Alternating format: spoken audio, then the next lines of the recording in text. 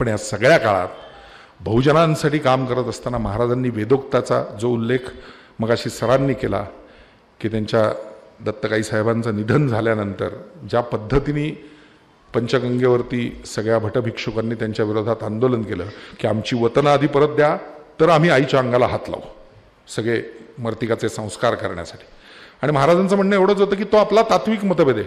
माझ्या आईचा काय संबंध, ती तर गेली जीव सोडून, तिला विधी करायला काय हरकत आहे का. आणि मग शेवटी महाराजांनी शपथ घेऊन भडाग्नी दिला. पण त्यानंतर महाराजांनी आपल्या सेवेकऱ्यांमार्फत कोल्हापुरात एक निर्णय घेतला की इथून पुढे पूजा अर्चेसाठी कुठल्याही प्रकारचा वकील किंवा भडवामध्ये असता कामा नाही.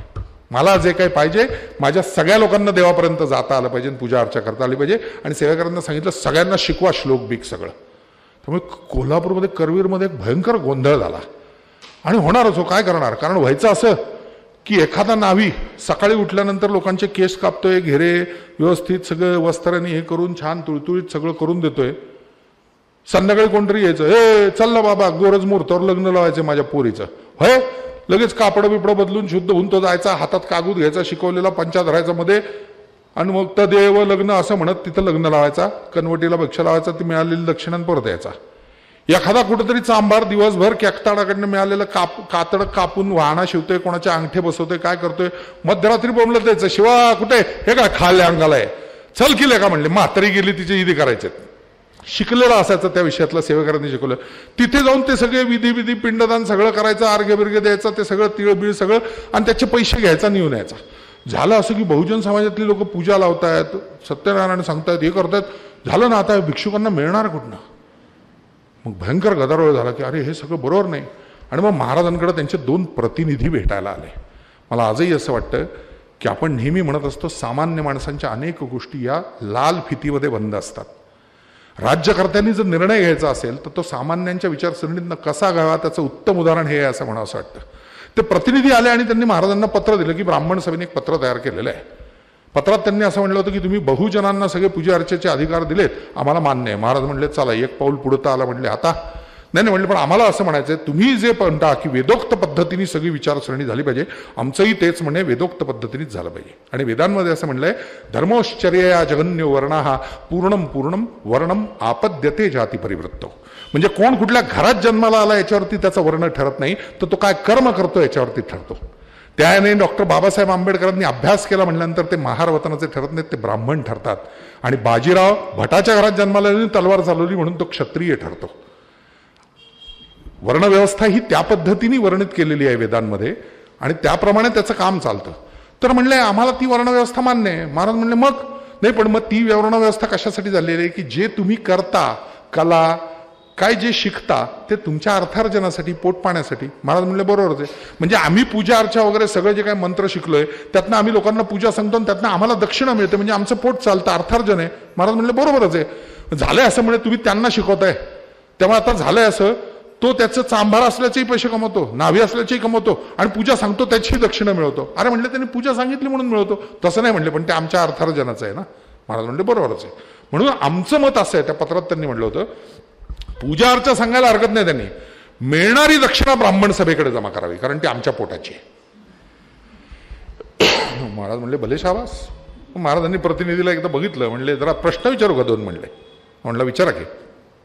म्हणले बाराबंदी, धोतर, उपरण वगैरे एवढं स्वच्छ सगळं, म्हणजे काय म्हणले देवाचं नाव घेताना शुचिरभूत झालं पाहिजे, उगाच आपलं असं वेडावाकडे जायचं नाही मळक्याने. त्यामुळे आदल्या दिवशीचे कपडे काढायचे, स्नान झाल्यावर धुवायचे, वाळत घालायचे, दोरीवरचे वाळलेले स्वच्छ घालायचे, मग देवाचं नाव घ्यायचं. त्यामुळे कपडे स्वच्छ धुवून, असं नाही दिवसाची सुरुवात स्वच्छतेने देवाच्या नावाला. बरं म्हणलं. आणि एवढं सगळं तुळतुळीत वगैरे, म्हणजे काय घरात धारेचा दगडन वस्त्र आहे म्हणले, असं नाही वेडेवाकडे दाढी बिडी वाढलेला असं नाही, स्वच्छ तुळतुळीत करून देवासमोर जायचं, कुठल्याही प्रकारचं हे नाही. महाराज म्हणले बरोबर आहे, पण घरामध्ये तो दगड ठेवता आणि वस्त्र ठेवता आणि स्वतःच दाढी करता, म्हणजे न्हाव्याचं काम तुम्हीच करता. कपडे धुता म्हणजे धोऱ्याचं काम तुम्ही करता. म्हणले या न्यायाने एक काम करा, म्हणले याचे पैसे तुम्ही त्यांना द्या, मी पूजेचे पैसे तुम्हाला द्यायला सांगतो. म्हणले आहे काय नाही काय म्हणले त्याच्यामध्ये. मागच्या मागे ते प्रतिनिधी गेले असतील की यांच्या नादाला लागण्यात काय अर्थ नाही. निर्णय प्रक्रिया सुलभ सोपी आपल्या आचार विचारातनं कशी करावी याची अनेक उदाहरणं महाराजांच्या आयुष्यात अनेक ठिकाणी दिसत राहतात. खरं तर म्हणजे मी कितीही सांगत बसलो तरी सुद्धा ते अपुरं पडेल. आणि त्याच्याही पलीकडे जाऊन आणखीन एक भाग महत्त्वाचा म्हणजे की ते माझ्याही ज्ञानाच्या पलीकडचं आहे, की जे सगळं मी काही उपलब्ध मला झालेलं नाही किंवा कदाचित माझ्या कक्षेत बसवता आलेलं नाही असं आहे. त्यामुळे अवघ्या म्हणजे 48 वर्ष जगलेलं आपलं दुर्दैवच ते मराठी लोकांचं असं मला नेहमी वाटतं. शिवाजी महाराज, संभाजी महाराज, शाहू महाराज ही सगळी माणसं ज्यांनी भयंकर कर्तृत्व केलं, ही सगळी माणसं दुर्दैवाने अल्पायुषी ठरली. माझं आजही मत आहे की कदाचित अजून एक 10 वर्ष आयुष्य शाहू महाराजांना मिळतं तर भारताच्या स्वातंत्र्याच्या क्षितिजावरती महाराजांचं नाव सगळ्यात मोठं ठळकपणे दिसलं असतं. एवढं काम महाराजांनी त्या काळात करून ठेवलं. आणि ते फक्त समरसतेचं काम नाहीये, ते फक्त बहुजनांना शिकवण्याचं नुसतं काम नाहीये, तर समाजाला एक वेगळं वळण देण्याचं काम महाराजांनी त्या काळात केलं. आज आपल्याला कल्पना येणार नाही 125 वर्षापूर्वीची परिस्थिती काय असेल. आज आपण एशियाडनं, ट्रेननं, कुठनंही प्रवास करताना माझ्या शेजारी बसलेला माणूस कुठल्या जातीचा असेल असा विचार माझ्या मनात सुद्धा येत नाही. इथपर्यंत आपली बौद्धिक प्रगती होण्याचं कारण महाराजांनी त्यावेळेला जी पायाभूत रचना केली त्याचं आहे असं म्हणावं असं वाटतं. डोंगरे नावाच्या अधिकाऱ्यांनी प्रचंड छळल्यामुळे शाळा आणि हॉस्टेल अर्धवट सोडून पळून गेलेला भाऊराव पाटील, की ज्या भाऊराव पाटलाला शिक्षणात अजिबात रस नव्हता,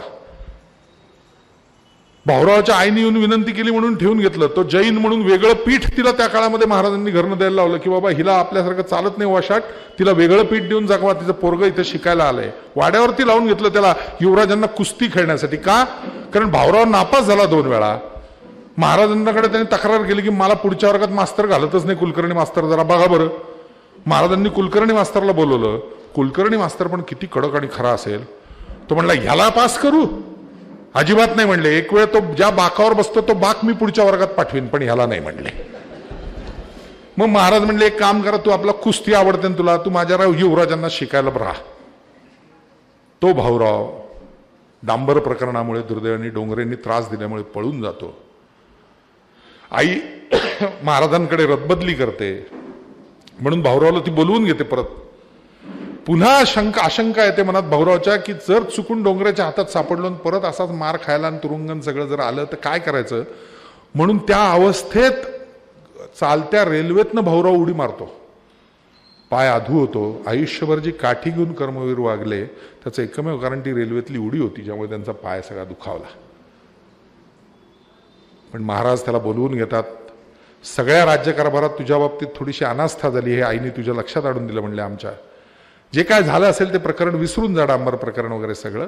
काय सुरू केलंयस? आणि भाऊराव म्हणतो तुमच्याकडनंच प्रेरणा घेऊन रयत शिक्षण संस्था सुरू केली साताऱ्यात, छोटीशी एका खोलीत.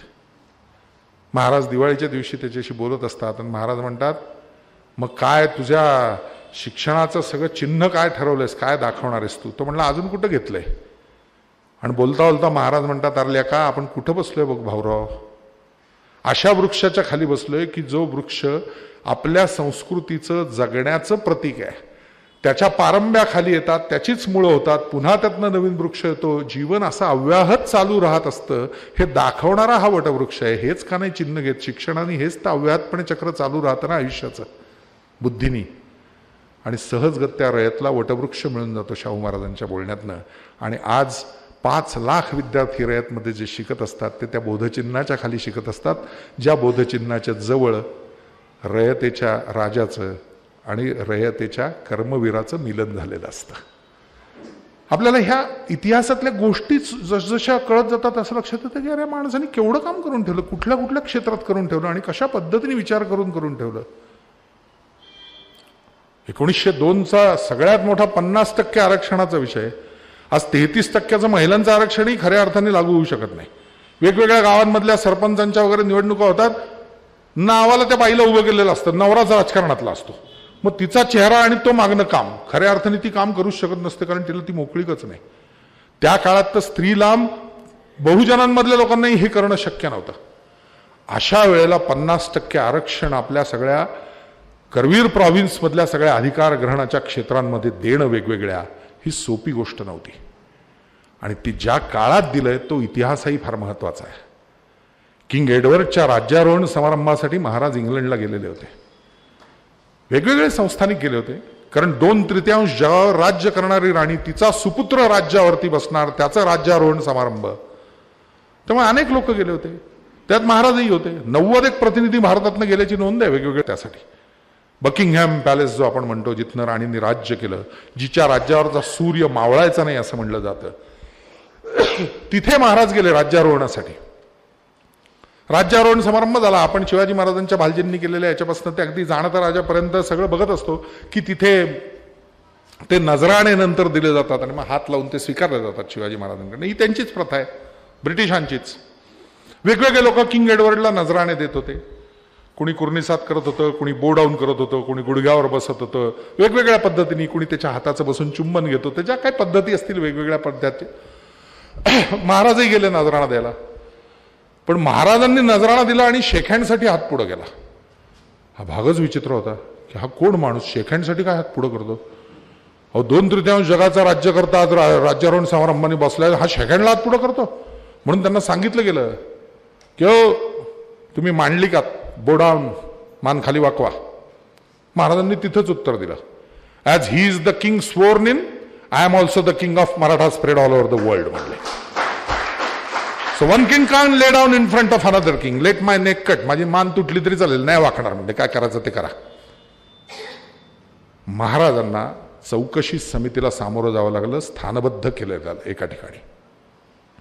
पण आजही मी असं म्हणतो कुलकर्णी साहेब, ती ब्रिटिशांची चौकशी समिती होती. आजच्या काळातली असती तर काय झालं असतं माहित नाही.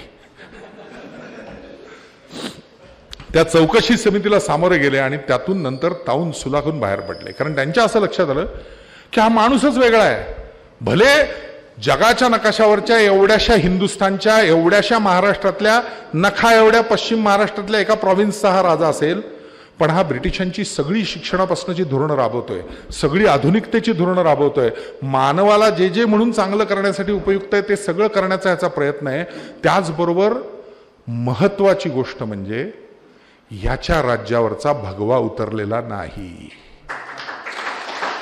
आपल्यापैकी फार कमी लोकांना हे माहिती असेल, महाराजांनी काय राजकारण केलं माहित नाही. संपूर्ण भारतातल्या 527 पैकी फक्त 13 संस्थानं अशी आहेत आणि त्यातली सगळ्यात जास्त राजस्थानातली आहेत. त्याची कारण ती सगळी बाटली म्हणून, जशी मुसलमानांना तशी यांनाही, ब्रिटिशांना म्हणून. पण महाराजांनी वेगळं राजकारण केलं. आपलं जुनं रेस्ट हाऊस आजही जाऊन बघा. आता त्याच्यासमोर राजर्षी शाहू हॉल नंतरच्या काळात झालेला आहे, पण ते जे जुनं रेस्ट हाऊस आहे त्याच्यासमोर जो पोल आहे, महाराजांनी त्याचं उद्घाटन करताना ब्रिटिश गव्हर्नरला जे लिहिलं ते उपलब्ध आहे, ते त्या समग्र ग्रंथातही आहे. त्यावेळेला त्यांना तिथं येऊन असं सांगितलं, हॉइस्ट द फ्लॅग. झालं, त्यांनी ते झेंडा वर केला. आता खुश त्यांचा झेंडा लागला एवढा मोठा की जो शनिवारवाड्यापासनं साताऱ्यातल्या जल मंदिरापासून सगळीकडे फडकलेला होता इंग्रज ब्रिटिशांचा ध्वज. आणि महाराज म्हणले, कसं आहे बघा, कोल्हापुरात तुम्ही शिरतानाच तुम्हाला दिसेल की हे प्रॉव्हिन्सही आपल्या अंडर आहे आणि त्यासाठी आपला युनियन जॅक इथे फडकतोय. ब्रिटिश अधिकारी म्हणला करेक्ट आहे. आता इथे लावलेला आहे, मग परत आणखीन आत लावायची काय गरज आहे, असं म्हणून महाराजांनी सांगितलं की तुमचा लावलाच आहे की आता कशाला. आणि म्हणून करवीर नगरीतल्या राजवाड्यावरचा ध्वज भगवा कधीही उतरला नाही, युनियन जॅक लागला नाही. त्यामुळे तिथं ते आहे. शिवाय तो मुंबई गव्हर्नरकडे त्यावेळेचा संपूर्ण तो मुंबई पट्टा होता कर्नाटकापर्यंतचा, त्याचा जो सारा किंवा टॅक्स पाठवला जायचा तो ब्रिटिशांच्या अधिकारात होता. पण करवीर प्रोव्हिन्सला 2 मोर्चेला असलेला जो महाराजांचा शिक्का आहे ना, त्या शिक्क्यानिशी सगळं गोळा व्हायचं. त्यांच्या हेही लक्षात आलं की इथं आपलं नाही, महाराजांच्या शिक्क्याने सगळं काम चालतंय. आणि मग त्यांनी या सगळ्या गोष्टीतनं महाराजांना निर्दोष मुक्त केलं. आणि त्यानंतर महाराजांना केम्ब्रिज विद्यापीठाने LLD वगैरे दिलेली आहे, तो सगळा भाग पुढे येतो. पण या चौकशी समितीला सामोरे जात असताना महाराजांचा वाढदिवस आला आणि महाराजांनी पाठवलेलं पत्र अत्यंत उत्तम आहे. महाराजांनी असं म्हणलं, अधिकार ग्रहण केल्यानंतर आमच्या लक्षात आलं होतं की 90 पैकी एकच बहुजनातला आहे. मग आम्ही शिक्षणाच्या वाट्या मोकळ्या केल्या, बाकीच्या गोष्टी केल्या. आम्ही आता पुढचं पाऊल असं उचलतोय की त्यातले लायक चांगले जे कोणी लोक असतील त्यांना ज्या ज्या जागा रिकाम्या झाल्या आहेत तिथे बहुजनांना पहिल्यांदा वाव दिला जावा आणि त्यासाठी 50% जागा वेगवेगळ्या ठिकाणच्या आम्ही आता आमच्या राज्यात इथून पुढे या जाहीरनाम्यांनी राखीव करतोय. आणि नुसता आदेश काढलेला नाही आहे, त्यांनी पुढे असं म्हणलंय, त्या त्या ठिकाणच्या व्यक्तींनी, प्रत्येक अधिकाऱ्यांनी दर 3 महिन्यांनी त्याचा रिपोर्ट आम्हाला दिला पाहिजे आणि कोण नेमले गेले कोण नाही आणि त्यांची लायकी काय हे आम्हाला कळलं पाहिजे. 50% आरक्षण हा त्यावेळेला निर्णय लागू करणं ही सोपी गोष्ट नव्हती. त्या काळामध्ये 100 वर्षापूर्वीचा विचार करून त्या मानसिकतेत जाऊन विचार केला पाहिजे. आजच्या काळातल्या राज्यकर्त्यांसारखं काय महाराजांना करता आलं नसतं. विजापूरकर समर्थचा 4 पानी काढा आमच्यावर एक अंक. फ्लेक्स असते तर लावा चौका चौकात जरा आमच्या वाढदिवसाचे. आपण बघतोच की सगळ्या राजकीय नेत्यांचे. आणि मग जीवेत शरदा शतम तुमचा सोम्या गोम्या टोम्या खाली नावं. त्यांचाही दोष नाही. आधुनिक लोकशाहीतली गोष्टी आहे. कोणाला गॅसचं लायसन्स हवं असतं, कोणाला रॉकेलचं हवं असतं, कोणाला पेट्रोल पंप हवा असतो, कोणाला आणखीन काही कंत्राटं हवी असतात. त्या काळातही महाराजांना हे शक्य होतं ना. मी देतोय पैसे, काढा माझ्या नावाने अंक. मी रयतेचा राजा आहे. पुत्रवत मी तिच्यावर प्रेम केलं पाहिजे. त्यासाठी जे जे अजून अशक्य राहिलेलं आहे ते मी केलं पाहिजे. त्यामुळे बापानी मुलांच्याकडनं वाढदिवस साजरा करून घ्यायचा नसतो. आयुष्यातलं 1 वर्ष अजून आपलं सरलं, काय मुलांसाठी करायचं बाकी राहिलंय ते आता उरलेल्या आयुष्यात करूया असा विचार करून वाढदिवस साजरा करणं हे लोकराजाचं लक्षण असतं असं मला असं वाटतं.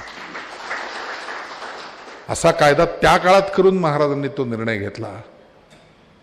त्यामुळे असे कितीतरी गोष्टी की ज्या महाराजांनी त्या काळात ज्या केल्या आजही आपण विचार करू शकत नाही की कुठल्या मुशीतनं हे व्यक्तिमत्व घडलं आणि काय ही मनस्विता होती त्यांची की ज्या पद्धतीने त्यांनी निर्णय घेत गेले ते. मी सांगितलं तसं अनेक निर्णय आहेत.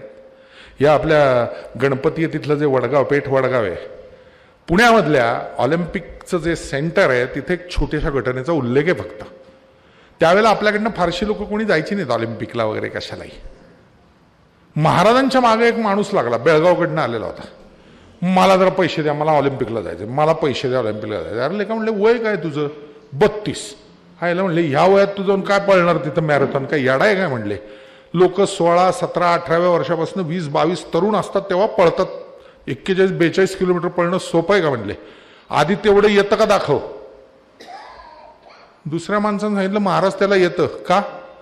तो म्हणला कोल्हापूरपासनं राधानगरीपर्यंत तुमच्या रथामागं रोज पळत येतो रथाच्या स्पीडने. अंतर मोजलं तर 43 किलोमीटर भरलं. ते म्हणले हा मॅरेथॉनच पळतो की म्हणले. मग नाही म्हणले ते निवड पुण्याला आहे तर तिथं मला जायचं आहे. महाराज म्हणले देतो तेवढे पैसे आधी देतो म्हणले. मग तुला पाठवायचं की नाही मॉन्ट्रियलला वगैरे तो नंतरचा भाग म्हणले चल. आणि महाराज त्याला घेऊन तिथं त्याला पैसे दिले आणि पाठवला. त्यावेळेला आजचं जे फर्ग्युसन कॉलेज आहे तो जो डेक्कन परिसर आहे तिथे एक मोठा गोल राऊंड परीख केला होता. आणि तिथं त्याची पहिली टेस्ट झाली. ऑफिशियल ऑलिम्पिक मॅरेथॉनला माणसं पाठवायची. त्यातनं 3च लोक गेल्याची नोंद आहे.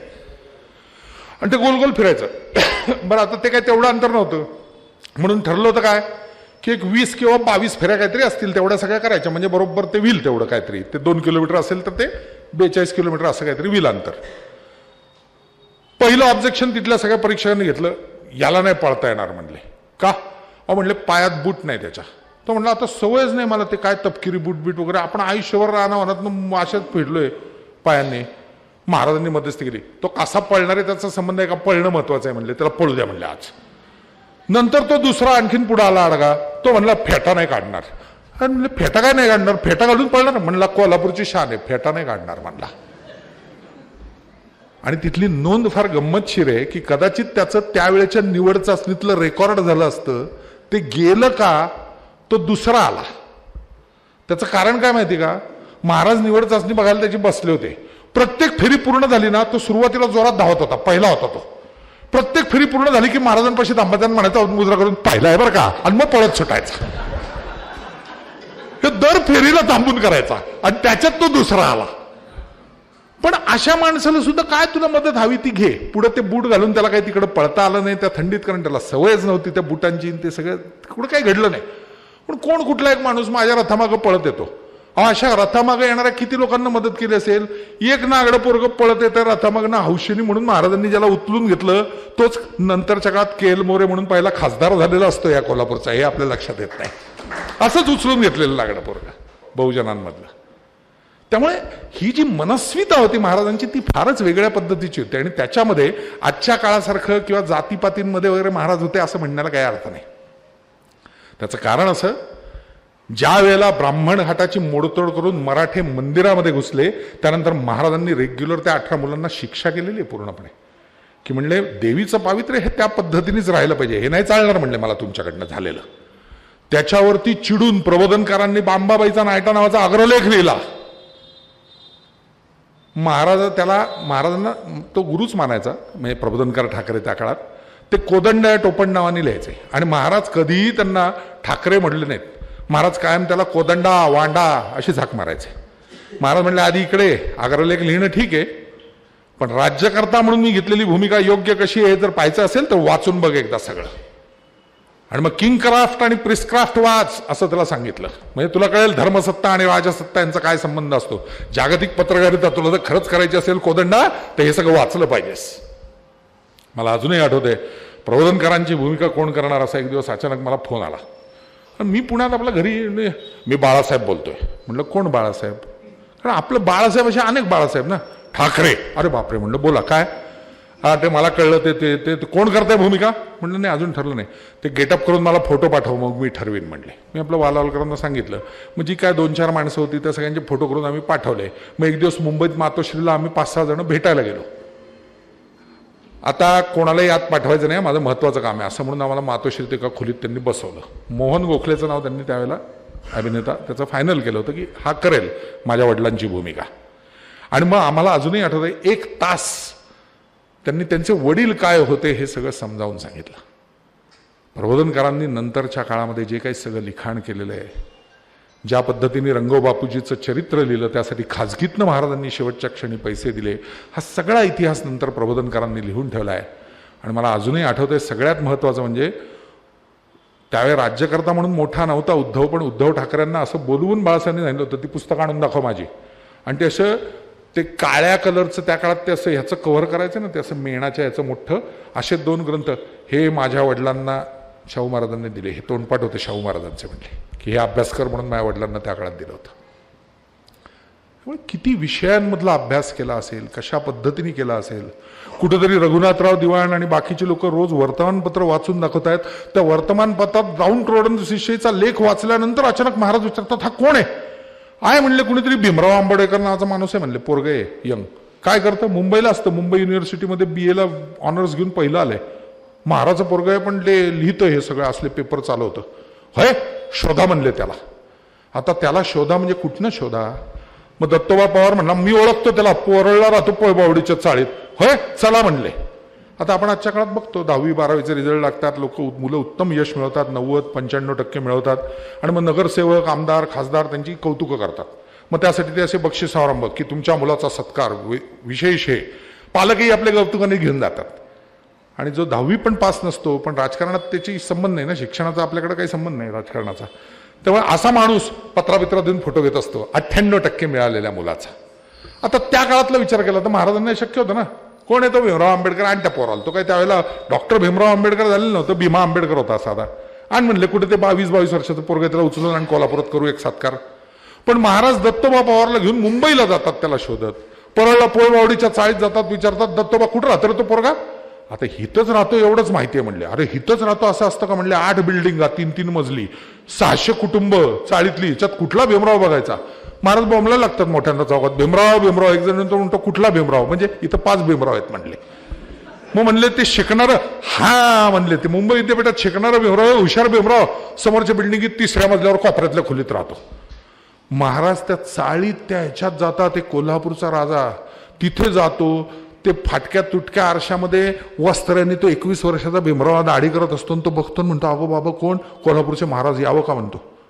आणि तुमचा भाऊ एवढ्या लांबून आलाय म्हणून भीमरावांच्या बायकोला म्हणतो चहा मिळेल का 1 कप? आणि चल लेखा म्हणतो तुला कोल्हापूरला तुझा सत्कार करायचा लेखा. तू झेंडा काढला. BA ऑनर्सला पहिला मुंबई युनिव्हर्सिटी ना. आणि महाराज त्याला इथे घेऊन येतात. स्वतः बरोबर हत्तीवरती चांदीच्या अंबारीत बसून मिरवणूक काढतात. महाराजांची वैयक्तिक खाजगीतल्या माणसांपासून ते सगळी लोक म्हणायला लागतात महाराजाला येड लागलं बहुतेक. महाराजच्या पोराला मांडीला बसून अशी मिरवणूक काढतात. होय काय डोकं गेलंय म्हणले महाराजाचं. आणि नंतर सहभोजन घालतात. सहभोजनातही कटू अनुभव येतात. महाराजांच्या हाताखालचा कर्मचारी सुद्धा भीमरावची पत्रावळ उचलायला नकार देतो. महाराज स्वतः त्याच्या हातावर पाणी घालतात हात धुवायला. आणि मग त्याला सहज प्रश्न विचारतात भीमराव दहीहंडी पाहिली का? आणि भीमराव म्हणतो होय पाहतो की मुंबईमध्ये. दहीहंडीत काय होतंय म्हणले? दानगी माणसं खाली राहतात आणि जो हलका असतो तो टापाटापावर जातो आणि हंडी फोडतो की नाही म्हणले. तो म्हणतो होय की शिक्षणाने तेच होतंय म्हणले. जो शिकत नाही तो तळागाळाला राहतो आणि जो शिकतो तो हलकावून वर जातो म्हणले. आज तू शिकला, तू शिकून वर गेला तुझ्या समाजातला, पण एक लक्षात ठेव ती हंडी फोडल्यानंतर तुझ्याच समाजातले जे दांडगे खाली राहिले त्यांच्यापर्यंत त्यातलं दही पोचणार नसेल तर तुझ्या शिक्षणाला किंमत नाही म्हणली. हे त्यावेळेला आंबेडकराला सांगतात. त्याच्या अंकासाठी 5,000 रुपयाची मदत करतात की चालू राहिलं पाहिजे ज्ञानसत्र त्यातलं. आणि नंतरच्या काळात संपूर्ण हिंदुस्थानच्या बहुजन समाजाचं आलेलं नेतृत्व सहजगत्या भीमरावच्या गळ्यातही टाकून मोकळे होतात. काही संबंध नव्हता, पण महाराजांनी देऊन टाकलं एका क्षणाला सहजगत्या. सगळे तिथे बहिष्कृत समाज परिषद आणि हे सगळं भरलंय कळल्यावर महाराज माणगावला गेले सहजगत्या. कुठे शिकारीला गेलो तर तिकडून जाता आता. महाराज आलेत म्हटल्यानंतर आमचे पितामहच आले म्हणून आंबेडकरांनी त्यांना व्यासपीठावर घेतलं आणि महाराजांनी सहज प्रश्न विचारला. बरं, त्यावेळेला अशी गोष्ट नव्हती. अगदी बेळगाव, कर्नाटक, सिद्धारूढ स्वामींसकट अनेक लोक इथपासनं ते मद्रास, दिल्ली महाराज जातील तिथं, कानपूर, लखनौ महाराजांच्या सभांना बहुजन समाजांची गर्दी असायची आणि त्यांचं एकमेव आमच्या बहुजन समाजाचा नेता म्हणून महाराजांकडे सगळे बघत होते. अशा वेळेला महाराज स्वच्छ विचारतात सगळ्या समाजाला की जंगलचा राजा कोण? सगळे म्हणतात सिंह. पक्ष्यांचा राजा कोण? सगळे म्हणतात गरुड. महाराज म्हणले याच्यात आदला बदल केली तर चालेल का? की इथून पुढे जंगलचा राजा गरुड आणि पक्ष्यांचा राजा सिंह. सगळे म्हणतात असं कसं व्हायचं? मग तेच म्हणायचं म्हणले, ज्याच्या जातीतनं जन्माला आलेलं नेतृत्वच त्या जातीचे प्रश्न नीट सांभाळून विचार करून त्याच्यावरती उत्तरं शोधू शकतं. माझी मनोदयता सांगते की उद्याच्या स्वतंत्र भारताच्या क्षितिजावर भीमराव आंबेडकर हे मोठं नाव असेल आणि म्हणून आजच आम्ही आमच्या गळ्यातली नेतृत्वाची धुरा त्याला देऊन टाकतोय. असे तर अनेक गोष्टी महाराजांनी सहजगत्या केल्या. आपण सामान्य माणसं नेहमी 3 गोष्टींसाठी लढत असतो. जरा कोणी मला नीट बोललं नाही, ए राहुल्या हाक मारली कोणीतरी की म्हणतो ए नीट बोल राहुल. कोणी म्हणलं सोल्या, ए सोलापूरकर. आणि मृत्यू कधी येणार हे माहीत नाही म्हणून धावणं. या 3 गोष्टीत आपण सगळे अडकलेलो असतो. खरं तर कुणाच्या पोटी जन्म घ्यावा, आपलं काय नाव असावं हे आपण ठरवलेलं नाही, आपल्याला कधी मृत्यू यावा हे आपल्याला माहिती नाही. पण या 3च्या पलीकडे गेलेली जी व्यक्तिमत्व असतात ती याच्या पलीकडचा विचार करत असतात असं म्हणावंसं वाटतं. साधं कुस्तीसाठी उभं केलेलं स्वतःचं खाजगी आहे. सगळ्या जाती धर्मांना मोकळं केलेलं. बाबासाहेबांनी सांगितलेलं तुमची वेगळी तालीम, माझी वेगळी तालीम पाहिजे. महाराज स्वतः लांग चढवून कधीतरी उतरायचे. चल रे म्हणले लाव जोड. लाव जोड म्हणल्यावर एक दिवस एक जवळ आला म्हणलं नाही आज नको महाराज. का? अंगात जरा कचकच आहे. बाप म्हणला अगदीच अंग आखडल, जरा माती तरी खांदाळून ये म्हणून तेवढ्या पुरतं तालमीत आलो होतो. जरा बरं झालं की लावतो की. महाराजांनी त्याला अंगेत बोटं घालून सवर ओढून म्हणले खरं सांगू म्हणले कचकच अंगात नाही तुझ्या डोसक्यात आहे. तर म्हणलं म्हणजे? ते समोरचं ज्याची जोड लावतं ते मांगाचं आहे म्हणून नाही म्हणतो ना. पाटलाचं पोरगं खाली मान घालून म्हणलं वय महाराज काय करू, घरी गेल्यावर बाप जोड्यान माराल, मांगाशी जोड लावली का? आणि काही कळाच्यात महाराज ओरडतात तुला कोणी सांगितलं तोय? अरे काल याला दत्तक घेतला की आता तो आमचा पोरगा आहे. त्यालाही कळायचं नाही की हे काय घडलं, यालाही कळायचं नाही. महाराज आपले ओरडून म्हणायचं चल लाव जोड माझं पोरग आहे आता ते दत्तक घेतलंय त्याला काल घेतलं नाही का तुला? त्याला कळायचं नाही, ते आपलं नुसतंच होय करायचं. मला लाव चल म्हणले जोड आता. कोण कुठला पोरगा? त्याला एक शिवाजी महाराजांच्या वंशज म्हणतो सरळ की मी दत्तक घेतला.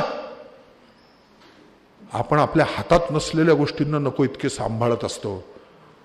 आणि जे सहजगत्या एवढं मोठं पद मिळालेलं आहे ते पद महाराज असं बघता बघता बहुजनांपर्यंत नेऊन पोचवत असतो. हा फरकच खूप मोठा असतो असं म्हणा असं वाटतं.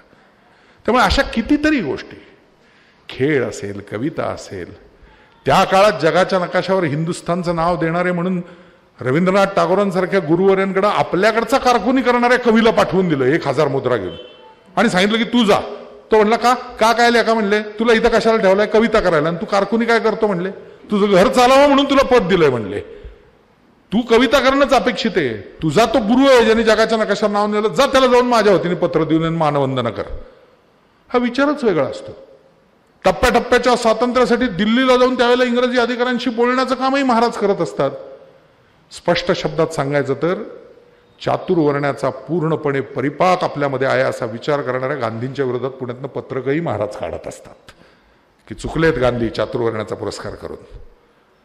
आणि जे आद्य शिवाजी महाराज त्यांचं सगळ्यात मोठं स्मारक उभं राहावं म्हणून पाटील परिषद घेऊन पुण्याच्या भांबुर्ड्यामध्ये शिवाजी महाराजांचं पहिलं जगातलं पूर्णाकृती स्मारक उभं राहावं याचा प्रयत्न करत असतात. नुसतं ते नाही, प्रिन्स ऑफ वेल्सच्या हस्ते त्याची पायाभरणी करत असतात. आणि लंडनला परत गेल्यावर प्रिन्स ऑफ वेल्सच्या लक्षात येतं की ज्याला आपण दरोडेखोर लुटारू चोर असं ब्रिटिश म्हणतो त्याच राजाच्या कोनशिलेचा शुभारंभ माझ्या हस्ते करण्यात आला. मला कल्पनाच नव्हती. किती प्रकारचं राजकारण आणि काय त्याच्यामधनं महाराज घडवत असतील मंथन संपूर्ण समाजाचं, ह्याचा विचारच आज करता येत नाही. आणि अवघ्या 26 वर्षाची म्हणजे सगळी ती कारकीर्द 28 वर्षाची आहे, म्हणजे त्यांना अधिकार ग्रहणानंतरची. शेवटी तर आजारी पडले महाराज. त्यामुळे सगळ्या विषयांच्या मध्ये मी पडत नाही, फक्त 2 महत्त्वाच्या गोष्टी सांगतो. मी मगाशी सांगितलंच की अनेक प्रकारे चारित्र्यहनन महाराजांचं केलं, त्या वेदोक्तमधनं महाराज तावून सुलाखून बाहेर पडले पूर्णपणे. पण तरीही आतनं मन पोखरलं गेलंच होतं, इतकं छळ लोकांनी केला होता मानसिक त्यांचा. त्यात वयाच्या 30ला डिटेक्ट झालेला डायबिटीस. बरं, एकच व्यसन होतं महाराजांचं, कदाचित काहींचे कान टवकारतील, आलं काहीतरी आलं. ते व्यसन एवढंच होतं की महाराज कुठल्याही माणसाच्या आदरातिथ्याला कधी नाही म्हणायचे नाहीत. डायबिटीसच्या माणसाने विशिष्ट खायचं असतं, मोजून मापून करायचं असतं, महाराज ते कधीच करायचे नाहीत. माझ्या घरी जेवायला येणार आहेत समजा, आणि जेवायला येणार आहेत आणि आले नाहीत, दुसऱ्या दिवशी महाराज भेटले, कुठेतरी निघाले, महाराज काय काल म्हणला होता ना तुम्ही जेवायला यायचं, अरे इसरून गेलो, आत्ता चाललोय तुझ्याच घरी जेवायला, चल. आता जेवण करून निघालेले असायचे, पण मन मोडायचं नाही म्हणून त्याच्या घरी जाऊन परत जेवायचे. हे कसं काय, असं करायचं असतं का? एवढी एकच गोष्ट सगळ्या प्रकारे महाराजांनी चुकीची केली. त्यात कुस्ती आणि व्यायामाचं पूर्वीचं शरीर ते आणखीन सुटलेलं, डायबिटीसने आतनं पोखरलेलं. पण त्याही अवस्थेत महाराजांनी 2 गोष्टी केल्या. एक, आंबेडकरांचं शिक्षण पूर्ण होण्यासाठी केलेले प्रयत्न.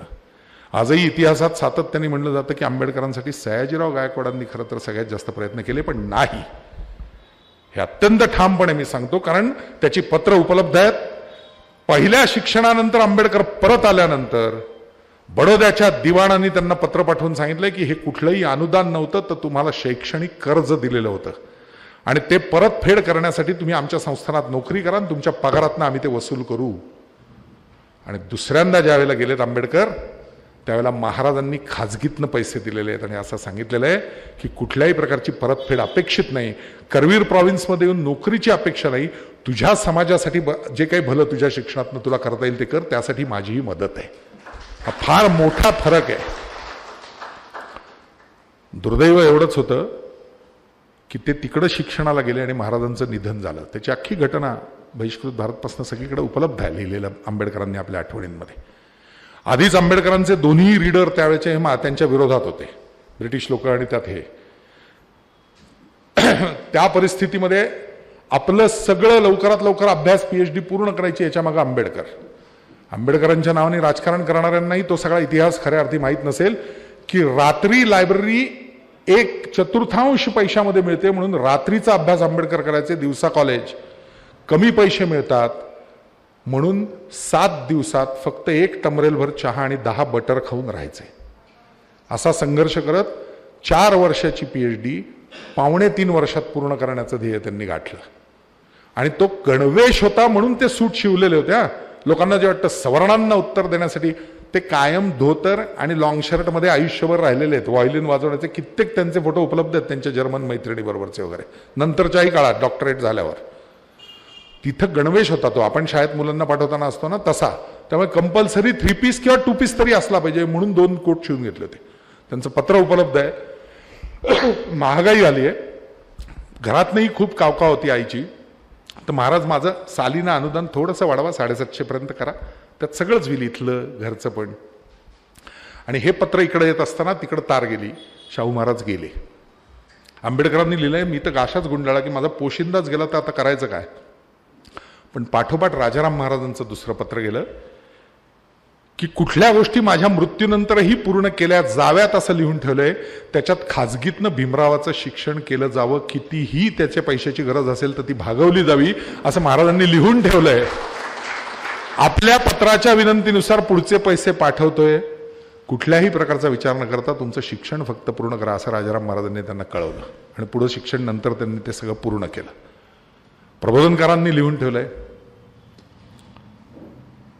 की महाराजांनी शेवटच्या क्षणी माझ्याकडनं वचन घेतलं की प्रतापसिंह महाराजांसाठी इंग्लंडपर्यंत जाऊन एका गोठ्यात राहून अक्षरशः लढणारा रंगो बापूजी हा सारस्वत तुझ्या जमातीतला होता, त्याचा लढा तू लिहिला पाहिजेस, कोदंडा वांडा, त्यासाठी खाजगीतनं 500 रुपयाचं अनुदान सालीना देतोय, तू अभ्यास करून लिही. आणि मग मी साताऱ्यात राहून सगळा अभ्यास करून रंगो बापूजीचं चरित्र पूर्ण केलं असं त्यांनी लिहून ठेवलंय. आणि त्यांनी असं म्हणलं, हे वचन घेऊन मी परत आलो. मद्रास चाळीत राहायचं त्यावेळेला ते कुटुंब. टांग्यात्र उतरून बाराबंदीतनं पैसे काढून देत होतो. मागणे एक घोडेस्वार येऊन त्यांनी सांगितलं महाराज गेले आणि तोच टांगा मी पन्हाळा लॉजकडे परत नेला, असं त्यांनी त्या वर्णनात लिहिलंय. पण हा मृत्यू सुद्धा वेगळाच आहे महाराजांचा, असं म्हणावं असं वाटतं. फक्त वचन दिलंय एवढ्या एका कारणासाठी. प्रचंड आजारी असताना महाराज बडोद्याला लग्न लावण्यासाठी गेले, कन्यादान करण्यासाठी गेले. लग्नही लावून दिलं. आता महाराजांना लग्न लावून दिलंय, ते आलेत, मग महाराजांचा साठमारीचा आवडता खेळ का नको ठेवायला? म्हणून मग साठमारीचा खेळ ठेवायचं ठरलं. आता साठमारीचा खेळ आपल्याला फक्त चित्रातनं माहिती आहे, किंवा गोखले कॉलेजच्या समोर ते मैदान होतं म्हणून माहिती आहे थोडंसं. पण तो धर्मवीर वगैरे चित्रपटात आपण बघतो तसा असतो की किल्ल्याच्या वर माणसं बसतात, खंदकासारखाच खड्डा असतो, त्याच्यात पिसाळलेले हत्ती सोडलेले असतात, वेगवेगळी हत्यारं असतात. ती आपल्याला राजवाड्याच्या संग्रहालयात बघायला मिळतील. जेरबंद करण्याची वेगवेगळी साखळ्या, हत्यारं, चिमटे. आणि जे भालेकरी असतात ते टोचून टोचून त्या पिसाळलेल्या हत्तींना जेरबंद करणं आणि मग मध्ये जाऊन तो जरीपटका फडकवणं आणि मग कोणाला कडं, कोणाला काय इनाम, जे काय द्यायचं असेल ते बक्षीस त्याच्यामध्ये मिळणार, असा तो मर्दानी खेळ. महाराजांचे हत्ती, बडोद्याचे हत्ती, असा तो खेळ रंगला. आणि महाराजांच्याच नावाचा एक हत्ती, यशवंत नावाचा, पिसाळला जाम. पिसाळलेलेच होते सगळे अर्थातच. आणि दुर्दैव असं की एका भालेकऱ्याच्या भाल्यावरती त्याचा पाय पडला आणि तो भाला तुटला आणि त्याच्या हातात राहिलं काठीचं एवढं बोंडूस. आणि अवघ्या काही अंतरांवर तो असा हत्ती हो. पण आपल्याला तो प्राणी कितीही गंमतशीर वाटला ना तरी तो भयंकर असतो बरं का वेगळ्या अर्थी. मग याचा अनुभव आमच्या अनिल वेल्हाळांमुळे मी घेतला आहे. काय असतं, हे सगळे सिनेमॅटोग्राफर आणि फोटोग्राफर त्यांना योग्य अँगल मिळेपर्यंत, म्हणजे कार्यक्रमाला पर्याय नसतो पण एरवी काही असेल तर योग्य अँगल मिळेपर्यंत ते सोडत नाहीत. म्हणजे आमच्या पुण्याला एक दाते फोटोग्राफर होते, त्यांनी नेहरूंनाही सांगितलं होतं मांडी बदला, चुकीची दिसतीये, तरच मी फोटो काढीन. तर ते पत्रकावरती जो हत्तीवरचा तो फोटो आहे तो अनिलनीच काढलेला आहे. तर त्यासाठी त्या जी हत्ती आणली होती माझ्यासाठी, तिच्या गळ्यात मी असा हात घातलाय, असं उभं राहून आमचं एक शांतकिरणला फोटो सेशन चाललं होतं. तर ते ह्यांची सवय, ती रिफ्लेक्टर, लाईट, आता ती किती वेळ ब्लॅप ब्लॅप ब्लॅप केलं, किती उभी करायची आपली ते तिच्या भाषेनुसार, ती किती वेळ तिचं नाक आहे हो, किती वेळ असं धरून राहणार हात. आपण सुद्धा घंटा वाजायला म्हणून असं किती वेळ उभं राहतो. हजार वेळा मी पाहिलं देवळातल्या आरतीवाले सुद्धा एकदा दुसरा हात बदलतात परत टोलाला, की नको बाबा किती वेळ एक. आता ती किती वेळ हत्तीन राहणार. मी आपला उभा हे असं, त्यांचं लाईटिंग चाललंय, तिने आपलं सहज म्हणून असं टेकवली माझ्या याच्यावर सोंड हत्तीने. तर मी इथं गेलो होतो, एवढं वजन होतं, काय नाही, ती सहज सोंड खाली आणली होती, बाकी काही नाही. मग तिच्या पायाखाली जाणं हत्तीच्या, म्हणजे काय अवस्था असेल. परिस्थिती अशी झाली की तो भालेकरी आता अवघ्या काही फुटांवर हत्ती आहे, तो समोर येणार, उचलून नारळासारखा आपटणार नाही, तर भिंतीवर चेंडणार नाही, तर चेंदा मेंदा करून टाकणार. आपल्या आवडीसाठी एखादा मर्दानी खेळ आणि त्याच्यात एखाद्याचा बळी जाणं ही गोष्ट काही बरोबर नाही. आणि म्हणून महाराज त्या अवस्थेत उभे राहिले प्रेक्षक गॅलरीत आणि जोरात हत्तीच्या नावाने ओरडले, यशवंता करून मोठी हे पाडली.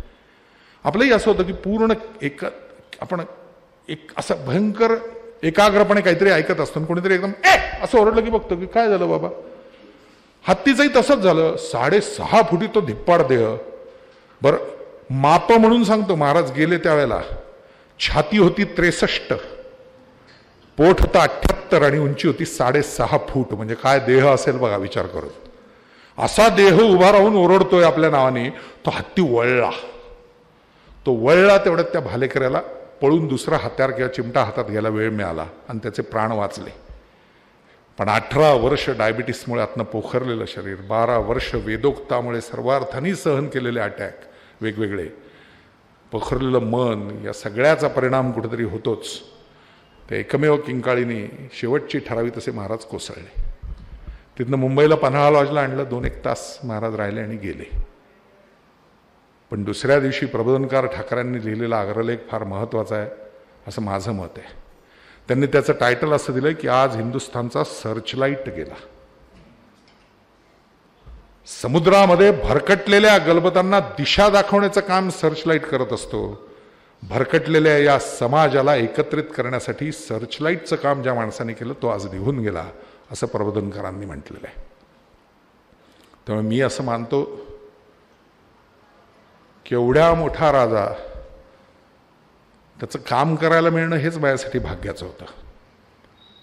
जे काही मी दिसलो असेल त्याच्यामध्ये शाहू म्हणून, त्यासाठी रमेश जाधवांच्या शब्दांपासून ते अगदी शेवटच्या प्रसिद्धीला फोटो पाठवलेल्या अनिल आणि त्याच्या भावानी काढलेल्या फोटोंपर्यंत आमचे कॅमेरामन चव्हाणांपासून सतीश रणदिवे, दिनकरराव यांच्यापासून ते ट्रस्टचे अध्यक्ष शाहू महाराजांपासून व्ही पाटील, विक्षेट पाटील या सगळ्यांचं श्रेय आहे, माझं एकट्याचं नाही.